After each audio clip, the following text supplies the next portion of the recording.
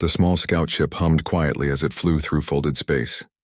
Olivia watched Zara pilot the craft with smooth, practiced movements. The Valtharian commander's hands danced over the glowing controls.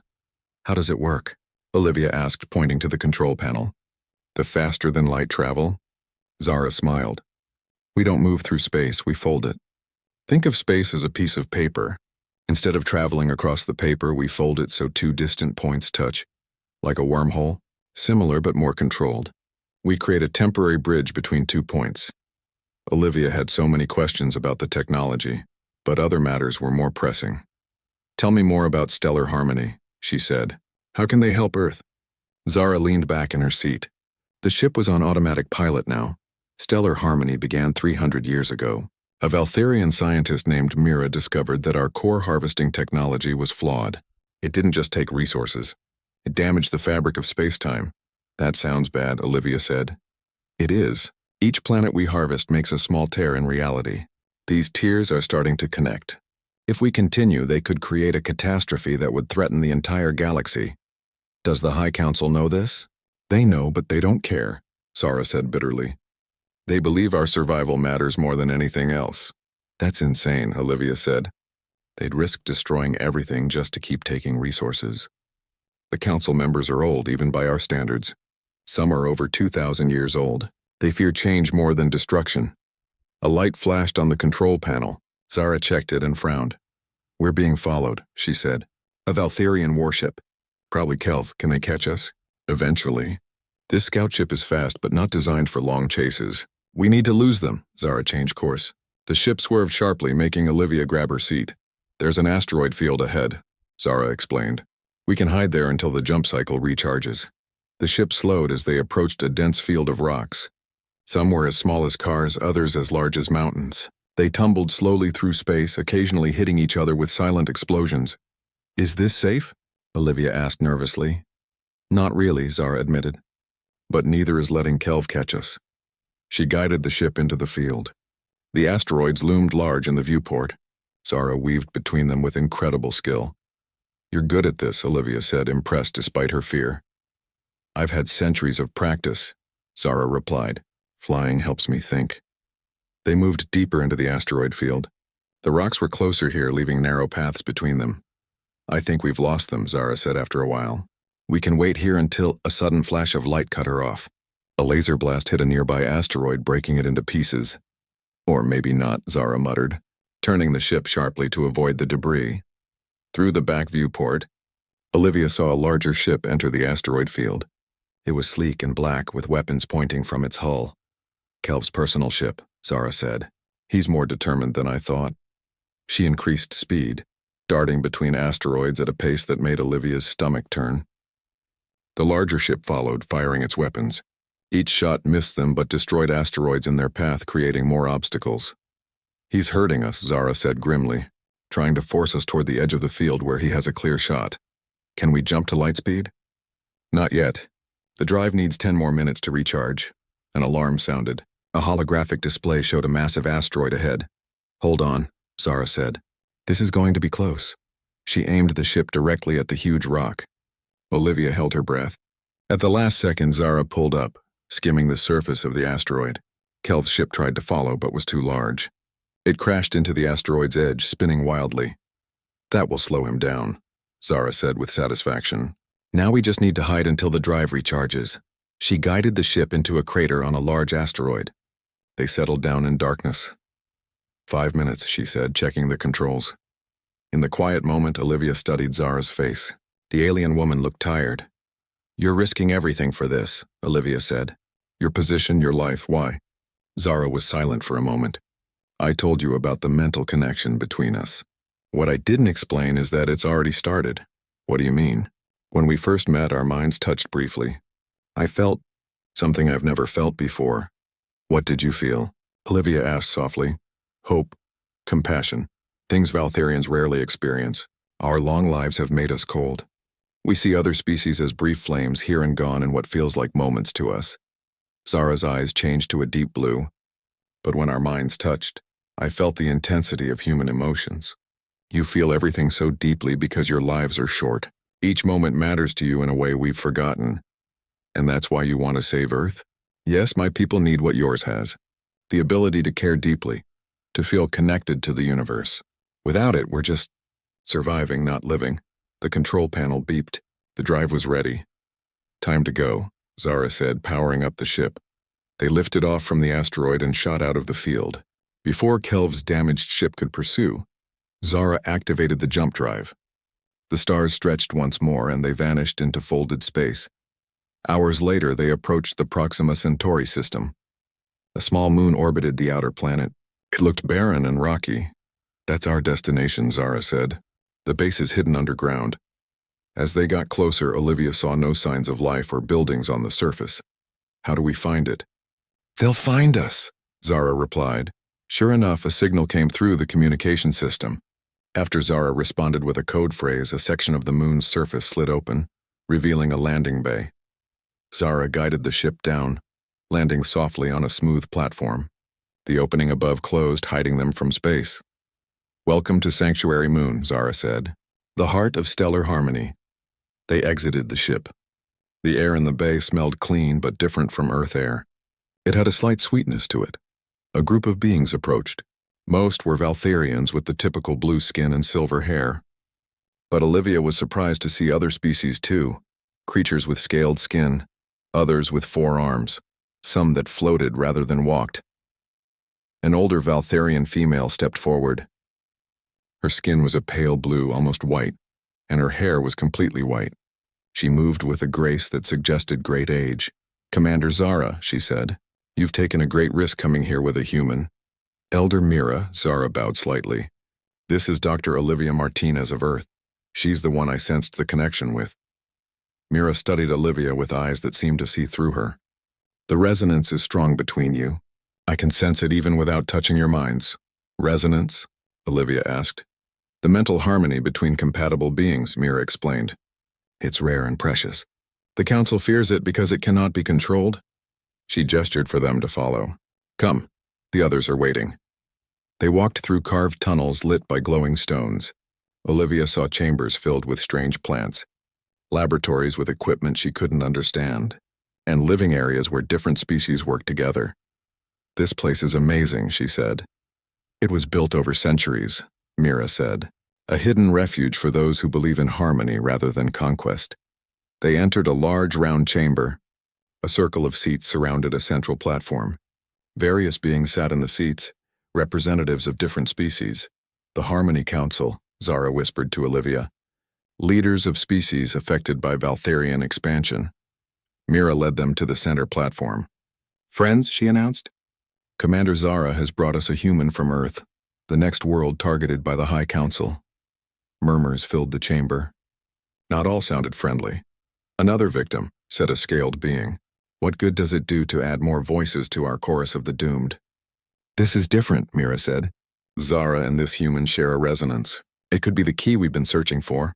More murmurs, these sounding more interested. Mira turned to Olivia. Tell us about Earth, Dr. Martinez. Why should we risk everything to save your world? Olivia hadn't prepared a speech. She thought of her home, her family, the billions of people living their lives unaware of the danger. Earth isn't perfect, she began. We fight wars. We damage our environment. We can be cruel and selfish, but we're also capable of great love, art, and sacrifice. She thought of what Zara had said about human emotions. We feel deeply because our lives are short. Every day matters to us. We create music and stories and scientific discoveries because we want our brief lives to mean something. She looked around at the alien faces. I can't claim humans deserve to be saved more than any other species. But I know we have something to offer the galaxy. Our passion, our creativity, our hope. If you help us survive, we can work together to find a better way for all our peoples. Silence filled the chamber. Then a small being with multiple eyes floated forward. I was the last scientist of the Narine people before the Valtharians harvested our world. It said in a musical voice. Only those of us off-planet survived. I have hated Valtharians for 50 years. It turned to Zara. But if even one of them can change, can see us as equals rather than resources, perhaps there is hope. One by one, other representatives spoke. Some were angry, others cautiously hopeful. Olivia realized that all of them had lost their homes to the Valtherian Empire. Olivia woke to the sound of alarms. Red lights flashed in her room on the Intrepid. She jumped out of bed and grabbed her uniform. "All personnel report to emergency stations," Captain Ward's voice said over the speakers. "This is not a drill." Olivia ran to the bridge. Officers moved quickly around her. Everyone looked scared. "What's happening?" she asked a passing crew member. "The moon base was attacked," he said. "We're under guard." The Valtherians say it wasn't them, but no one believes that. Just as Zara had predicted, Olivia felt sick. She had gone back to the Intrepid after meeting with Zara, unsure what to do. Now it was too late to warn anyone. On the bridge, Captain Ward was talking to someone on the screen. It was Admiral Kim from Earth Command. "We've lost contact with Lunar Base Alpha," the Admiral said. "Satellite images show major damage. We're preparing our defense systems." "The Valtherian commander claims they had nothing to do with it," Captain Ward said. "She wants to send a team to help." "Do not trust them," Admiral Kim said firmly. "All diplomatic talks are suspended. Stay on your ship and wait for further orders." The screen went dark. Captain Ward turned to her crew. "We are now on high alert. No one leaves this ship. All Valtherians who come aboard will be escorted by armed guards." Olivia thought about Zara's warning. The next step would be disabling Earth's defenses. "She had to do something, Captain," she said, stepping forward. "I need to speak with you privately." Captain Ward looked annoyed but nodded. They moved to a quiet corner. "I met with Commander Zara last night," Olivia said quickly. "She warned me this would happen. She says the Valtherians plan to harvest Earth's core, but she wants to help us stop it." The captain's face showed no emotion. "Dr. Martinez, are you saying you had an unauthorized meeting with the alien commander?" "Yes, but that's not important right now." "It is absolutely important," Captain Ward cut her off. "You violated direct orders. And now you're telling me you believe the enemy commander?" "She's not the enemy," Olivia insisted. "At least she doesn't want to be. There's a divide among the Valtherians. Some of them want to find a different way. Or she's manipulating you," the captain said. "Go to your quarters, Dr. Martinez. Consider yourself under house arrest until further notice." Two security officers escorted Olivia back to her room. As the door locked behind her, she sat on her bed, head in her hands. What could she do now? Hours passed. Olivia paced her small room. The ship was quiet except for occasional announcements. Earth had launched its defense fleet. The Valtherians had pulled back their ships. It looked like war was coming. Suddenly, the lights in her room flickered. A strange humming sound filled the air. Olivia felt a tingling sensation all over her body. The room around her began to fade. She was being teleported. When the world became solid again, Olivia was in a different room. It was larger and the walls seemed to glow with a soft blue light. The furniture was strange, curved and flowing as if it had grown rather than been built. "I'm sorry for the abrupt transport," Zara's voice said. Olivia turned. The Valtherian commander stood by a control panel. She wasn't in her uniform now. Instead, she wore a simple black outfit that seemed to absorb light. "Where am I?" Olivia asked. "My private quarters on the Celestial Claw," Zara said. "My flagship." "You're safe here for now." "Safe? Your people just attacked my moon base. People died." Zara's face showed sadness. "I tried to stop it. I couldn't. The High Council moved faster than I expected." "Why did you bring me here?" Olivia demanded. "Because you're now considered a security risk on your ship. Your captain reported your conversation. If you had stayed, you would have been locked away and unable to help." Olivia sat down on what looked like a chair. It adjusted to her body automatically. "So what now? What's your plan to save Earth?" Zara touched another panel. A 3D map of the galaxy appeared in the center of the room. "The Valtherian Empire spans this region," she said, indicating a large area. "We've been expanding for thousands of years, taking resources from hundreds of worlds. You've destroyed hundreds of planets?" Olivia felt sick. "Not all were inhabited," Zara said. "But yes, many were. My people believe it's our right to survive no matter the cost to others." She zoomed in on one star system. This was Valtheria, our home world. It was destroyed when our sun went supernova, over 5,000 years ago. We were already a spacefaring race, so some of us survived. We've been nomads ever since. "I'm sorry about your world," Olivia said, "but that doesn't give you the right to destroy others." "I agree," Zara said, surprising Olivia. That's why I've spent the last 200 years working with a secret group called Stellar Harmony. We believe there are better ways. 200 years. Olivia couldn't hide her shock. How old are you? By your counting 673 of your Earth years, Zara said casually. Valtharians have very long lives. Olivia tried to process this. She was talking to someone who had been alive since before the United States existed. What does Stellar Harmony want? She asked. We want to end the harvesting, find sustainable ways to get resources, form true alliances with other species instead of conquering them. And how many of you believe this? More than the High Council knows, Zara said. But not enough yet to change our laws. That's where you come in. She touched another panel. A door opened in the wall, revealing what looked like a workshop.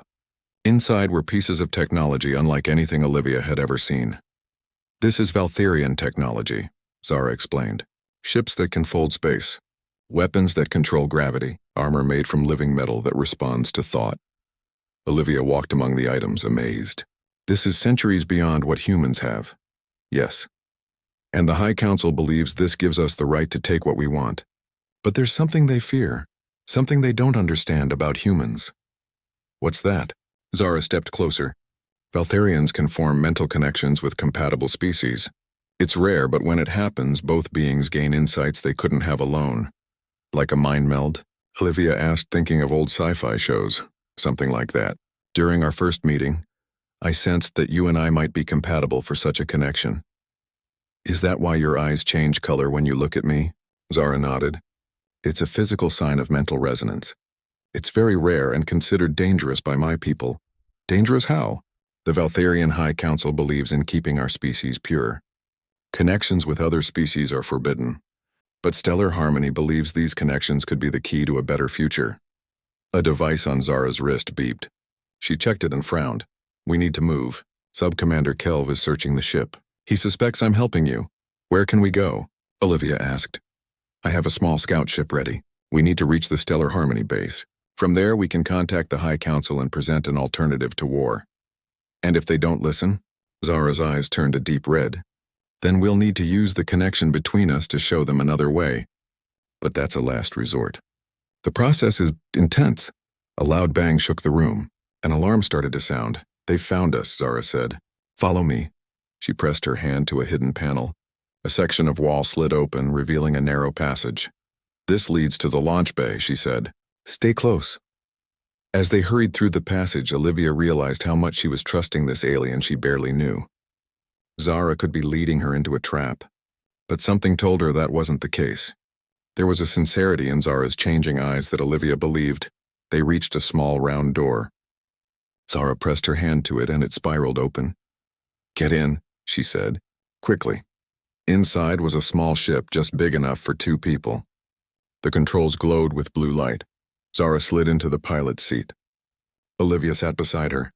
The door closed and the ship hummed to life. Hold on, Zara said. This might be rough. The ship shot forward out of the launch bay and into open space.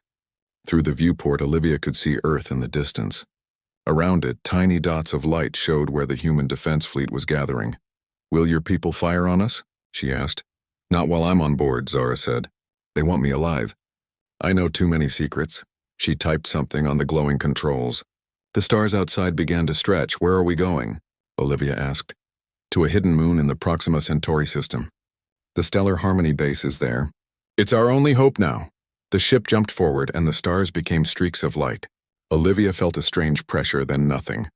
They were traveling faster than light. Beside her, Zara relaxed slightly. We have some time now. The jump will take a few hours. Then maybe you can explain more about this connection between us, Olivia said, and why you're really helping humans. Zara turned to her, eyes shifting to a soft purple color. It's not just about helping humans, she said quietly. It's about saving the soul of my own people. Olivia felt as if she was falling into an endless ocean. But instead of water, she was surrounded by memories, emotions, and thoughts that weren't her own. Zara's mind opened to her, vast and ancient, filled with centuries of experiences. She saw Valtharia before its destruction. A beautiful world with 3 moons and buildings that reached to the clouds. She felt the terror as the sun began to die. The grief as millions were left behind during the evacuation. She lived through Zara's childhood on a fleet ship, learning about stars and planets that no longer existed except in memory. She felt Zara's pride when she became a pilot, her slow rise through the military ranks over decades, and she felt the growing doubt, the questions that began to form in Zara's mind as she watched world after world stripped of its resources. The secret meetings with Stellar Harmony, the careful plans made over years. At the same time, Zara was experiencing Olivia's life.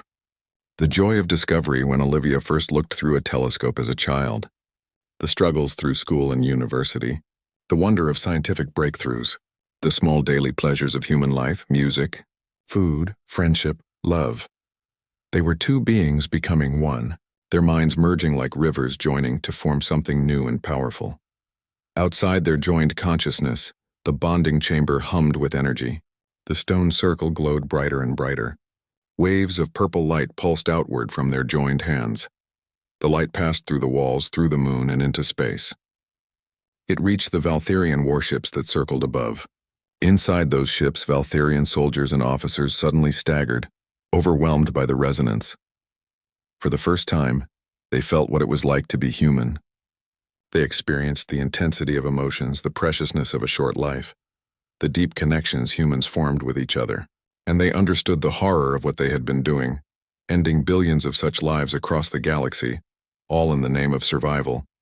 In the lead warship, Sub-Commander Kelv fell to his knees. Tears, something Valtherians rarely experienced, ran down his blue face. The weapons officer beside him removed her hands from the controls, unable to continue the attack. Back in the bonding chamber, Olivia and Zara stood perfectly still, hands clasped, surrounded by purple light. Their physical bodies remained separate, but their minds had become one. Together they reached out to the High Council. The resonance was strong enough to bridge the distance between the moon and the Valtherian flagship, where the council members waited. The 5 ancient Valtherians who ruled the Empire suddenly found their minds filled with human emotions and perspectives. They fought against it, their mental barriers stronger than those of ordinary Valtherians. But the resonance was too powerful to resist completely. "Stop this at once," First Counselor Drev commanded, his mental voice booming through the connection. "Listen first," Zara and Olivia responded together, their merged consciousness speaking as one. "Feel what we feel. Know what we know." They showed the council the truth about the space-time tears caused by harvesting. They offered the alternative, combining human innovation with Valtherian technology to create sustainable resource gathering. "This is treason," Counselor Trowell hissed. "Commander Zara, you betray your own people for aliens." "I'm saving our people," Zara Olivia responded. "We've lost our way. We survive by taking life. That isn't living." The mental debate continued, but something was changing. The resonance was affecting even the ancient counselors. They couldn't ignore the emotions they were experiencing, the hope, the possibility of a different path. "Enough," First Counselor Drev finally said. "We will consider your proposal. Cease this resonance and we will talk." Slowly, carefully, Zara and Olivia began to separate their minds. It was painful, like tearing apart something that should remain whole, but it was necessary. As the purple light faded, they still held hands in the stone circle. Both were crying, Olivia with human tears, Zara with the silvery liquid that was the Valtherian equivalent. "Did it work?" Olivia whispered, her voice hoarse. "I think so," Zara said. Her eyes were still purple, but now they stayed that color instead of changing. The council felt it. They can't ignore what they experienced. The door to the chamber opened. Mira rushed in, her face worried. "The bombing has stopped," she said. "All Valtherian ships have ceased fire." "What happened?" "The resonance reached them," Zara explained. "They felt what we felt." "Even the High Council?" "Yes, they've agreed to talk." Mira looked amazed. "In 300 years, they've never agreed to talk with us." The ground shook again, but not from bombs. "It was a ship landing." "They're here," Zara said. "The council is coming to the moon." So quickly. Olivia was surprised. "They need to see us in person," Zara said. "They need to understand what happened." Mira led them back up through the tunnels. Parts of the underground base were damaged from the attack, but most remained intact. They reached the main chamber where the Harmony Council had met earlier. Now it was being prepared for new visitors. The representatives of various species looked nervous but hopeful. "What should I expect?" Olivia asked Zara as they waited. The High Council rarely leaves their flagship. They're coming because they're confused and curious. The resonance affected them deeply. I can still feel you, Olivia said quietly, in my mind. Not like before, but you're there. Yes, Zara nodded. The bond never completely breaks once formed. We'll always be connected.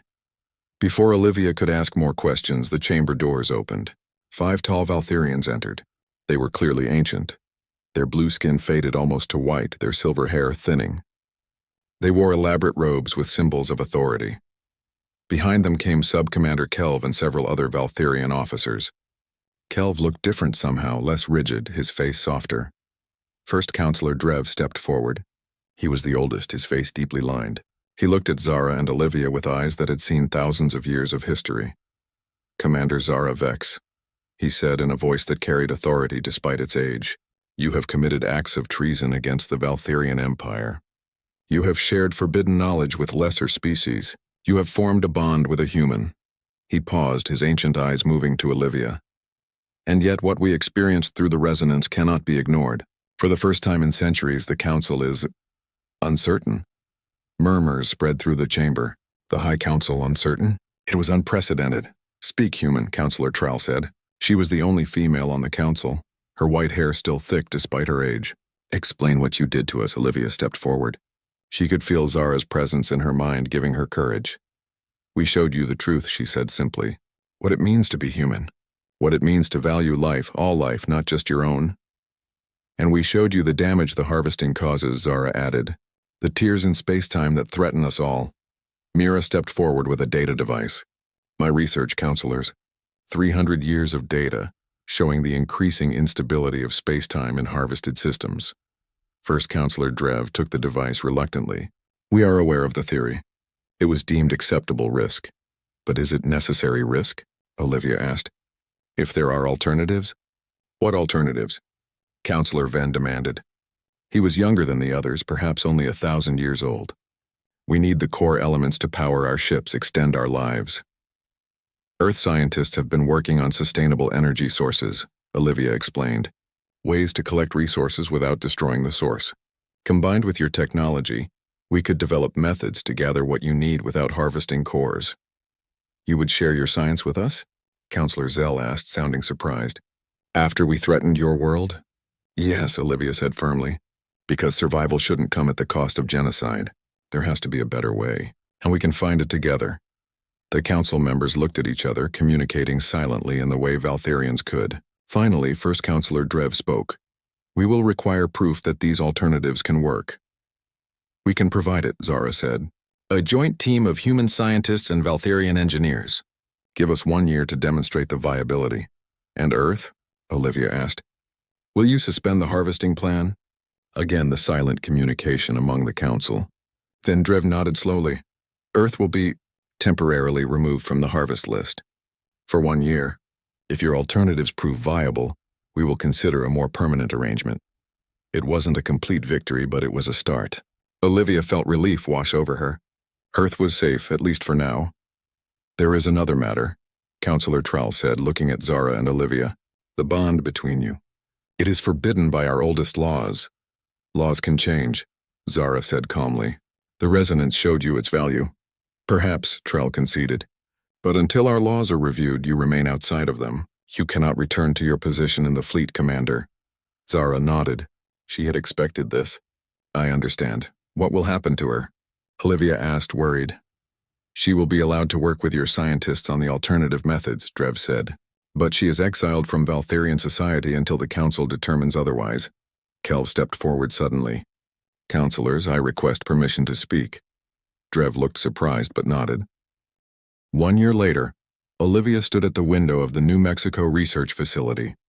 The desert stretched out before her, dotted with strange structures that hadn't existed 12 months ago. She watched as Valtherian workers installed the final pieces of the central collector, a massive dish that looked like a giant silver flower opening to the sky. Nervous? Zara asked, coming to stand beside her.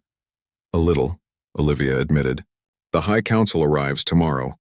Everything has to work perfectly. Zara's hand found hers, a gesture that had become natural over the past year. Through their mental bond, Olivia felt Zara's confidence flowing into her. "It will work," Zara said. "The tests have all been successful." The bond between them had changed over time. It was no longer the overwhelming connection they had experienced in the resonance chamber. Now it was more like a constant awareness, a gentle presence in each other's minds. They could share feelings and sometimes thoughts, but maintained their separate identities. Dr. Maya Patel, the lead Earth physicist, approached them with a tablet in hand. "Final systems check is complete," she reported. "The energy output is exactly as predicted. Actually, it's 3% above projections." "And the stability?" Olivia asked. "Rock solid. No fluctuations in the space-time field." This was what they had worked for all year, a way to gather the core elements the Valtherians needed without destroying planets. The new system used a network of collectors to gather tiny amounts of material from the corona of the sun. Combined with Valtherian technology, it could process these materials into the elements they required. The prototype at the New Mexico facility was small, but it produced enough of the rare elements to power a Valtherian cruiser. If approved, larger versions would be built in space. "Have the other teams reported in?" Zara asked. Maya nodded. "Team 2 in Japan has their ocean current harvester working at 98% efficiency. Team 3 in Australia has successfully tested the deep mantle tap. All 3 alternatives are viable, and none damage the planet or create space-time tears," Olivia added with satisfaction. It had been an incredible year. After the resonance event, humans had learned about the Valtherian threat. There had been panic at first, but as the joint research teams were established, fear had turned to hope and then excitement. Hundreds of the best scientists from Earth had worked alongside Valtherian engineers. Kelv had proven especially valuable, his military background giving him insights into what the fleet would need. Other Valtherians who had felt the resonance joined the projects, bringing their centuries of knowledge. And throughout it all, Olivia and Zara had been at the center, the human and the Valtherian whose bond had started everything. They had become symbols of the new relationship between the species. Not everyone approved. Some humans feared the aliens despite the ceasefire. Some Valtherians believed working with lesser species was beneath them. But most saw the potential in cooperation. "The Harmony Council representatives arrived this morning," Maya said. "Elder Mira asked to see you both when you have time." "We'll go now," Zara said. "The final calibrations can wait." They found Mira in the conference room looking out at the collector array. The ancient Valtherian turned as they entered, her white hair gleaming in the sunlight. "It is truly remarkable," she said. 300 years I've worked for this moment. To see Valtherians and humans working together instead of one destroying the other. The High Council hasn't approved anything yet," Olivia reminded her. "They will," Mira said confidently. "The resonance changed them more than they admit. And they cannot ignore the results you've achieved." "Have you heard from the other Harmony bases?" Zara asked. Since the ceasefire with Earth, stellar harmony had become more open. Its existence was now known throughout the Valtherian Empire, though many still viewed it with suspicion. "Yes," Mira smiled. "The resonance effect has spread. More bonds are forming between Valtherians and other species, not as strong as yours, but significant. The old barriers are falling." This was unexpected news. Zara looked surprised. "I thought our bond was rare," she said. "It was," Mira agreed.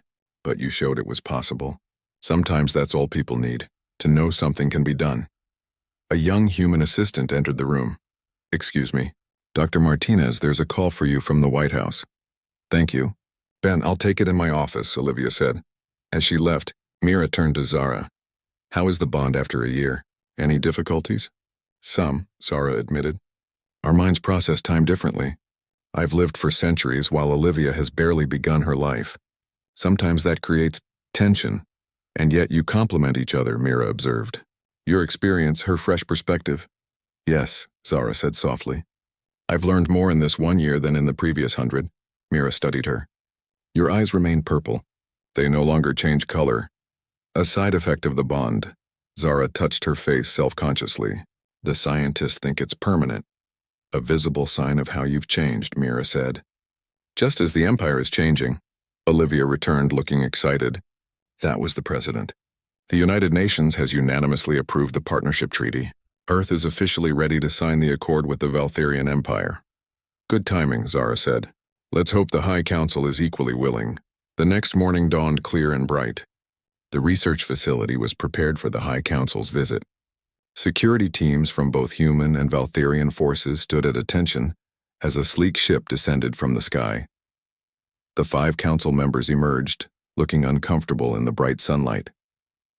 They had rarely set foot on planets in centuries, preferring the controlled environment of their ships.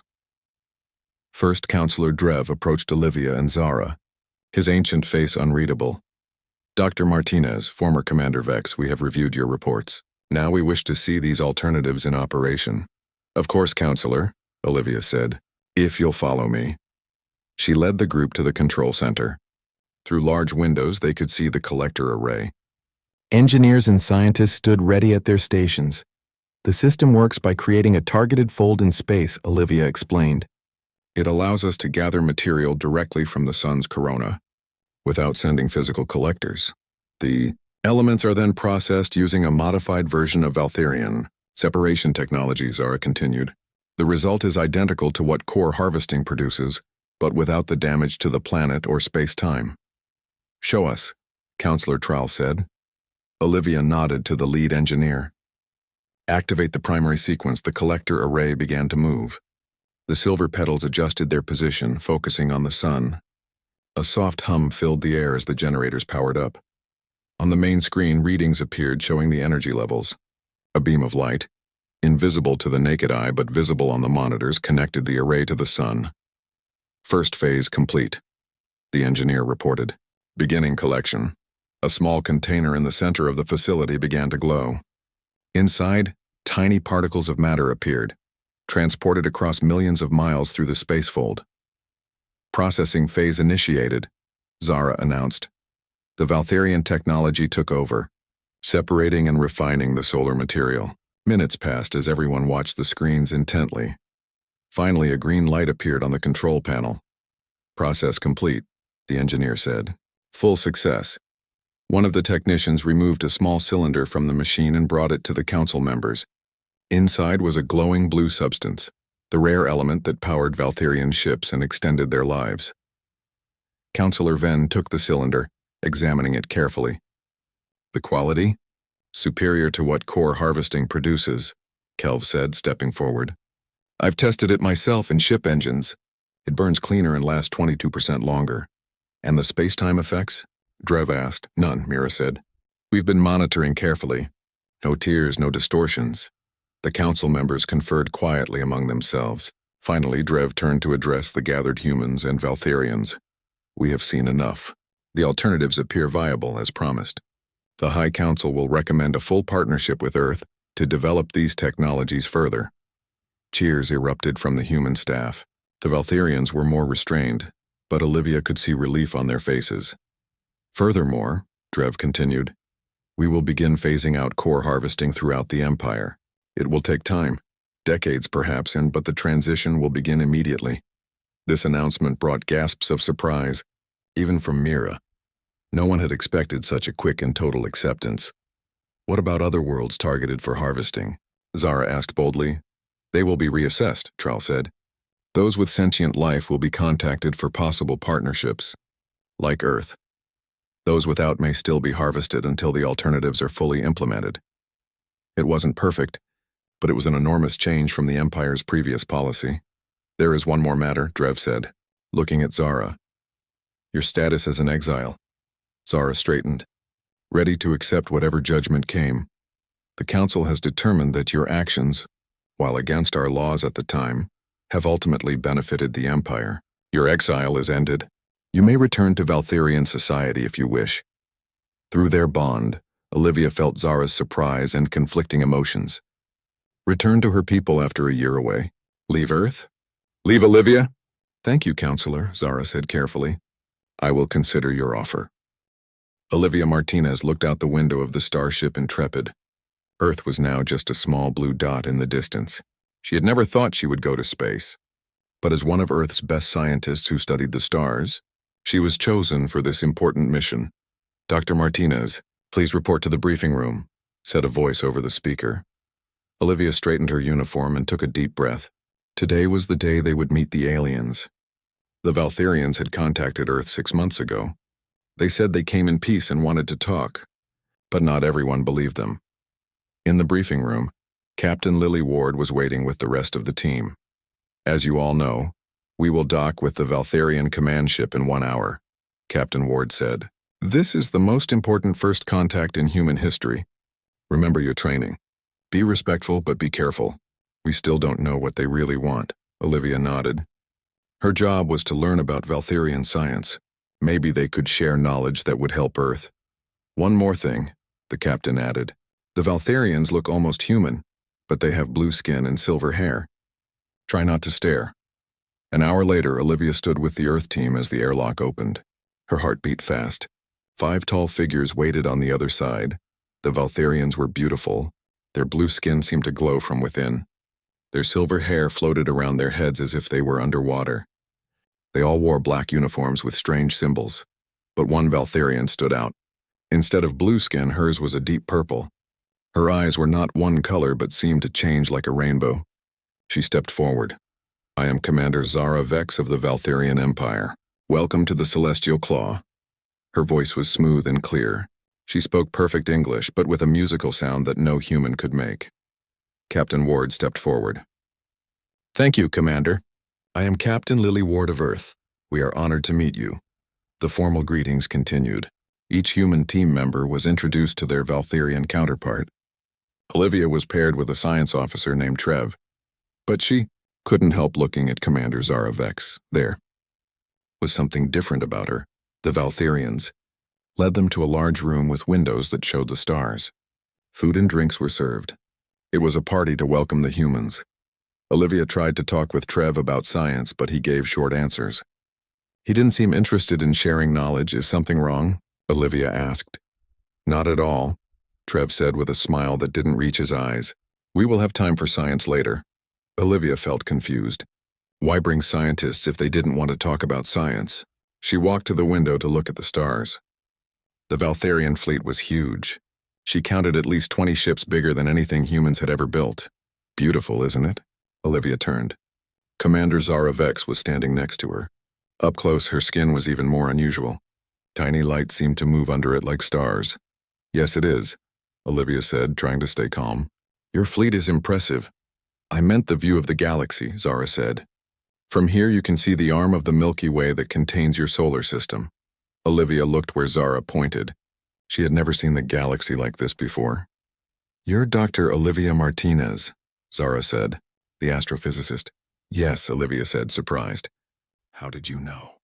I make it my business to know who I'm meeting, Zara said. I read your paper on dark matter. Very interesting ideas. Olivia felt her face get warm. Thank you. I didn't think anyone would send my work to space. We've been watching Earth for some time, Zara said. Her eyes changed from blue to purple. Your species is young, but you learn quickly. Before Olivia could ask what she meant, a Valtharian officer approached and whispered something to Zara. Her face became serious.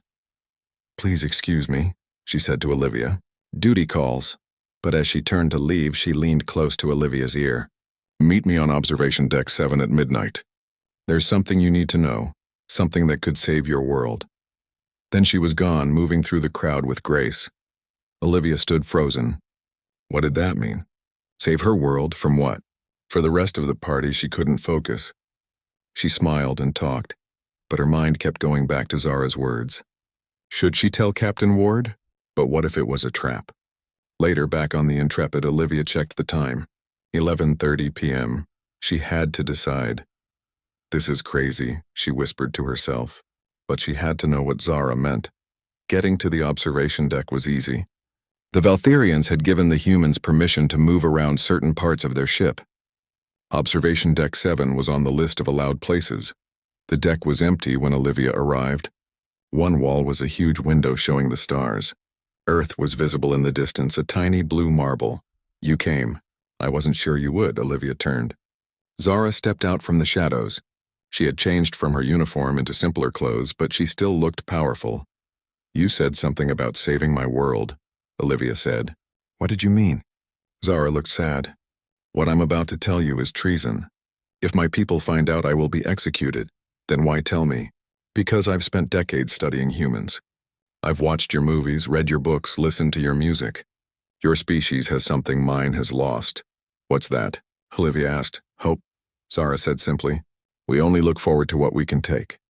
You dream of what you can become. She touched a panel on the wall. A 3D image of Earth appeared. This diplomatic mission is a lie, Zara said. The Valtherian High Council has already decided Earth's fate. They plan to harvest your planet's core for rare elements. The process will make Earth uninhabitable. Olivia felt like she couldn't breathe. You're going to destroy our planet? Kill billions of people? Why? My people have been wandering space for thousands of years since our homeworld died. We take what we need to survive. There must be other ways, Olivia said. Ways that don't involve killing entire species. Some of us believe that, Zara said. But we are few and the old ways are strong. Why are you telling me this? Olivia asked, her heart racing. Zara's eyes changed to deep violet. Because in all my centuries of life, I've never met a species with such potential. And because I need your help to stop this war before it begins. You want me to help you? Olivia couldn't believe what she was hearing. How can I trust you? You can't, Zara said. But right now, I'm the only chance your world has. As if to prove her point, Zara's wrist device beeped. She looked at it and her face turned grim. It's already starting. The first attack will hit your moon base in 6 hours. After that, your Earth defense systems will be disabled. I need to warn my people. Olivia turned to leave. They won't believe you in time, Zara said, and the Valtherians will deny everything. They'll say it was a tragic accident while testing a new drive system. Then what can we do? Olivia asked, feeling helpless. I have a plan, Zara said, but you'll have to trust me. And we need to move quickly. Olivia looked at Earth through the window. Everything and everyone she loved was on that small blue planet. If there was even a small chance to save them, she had to take it. Tell me your plan, she said. Zara smiled, and for the first time, Olivia saw hope in her changing eyes.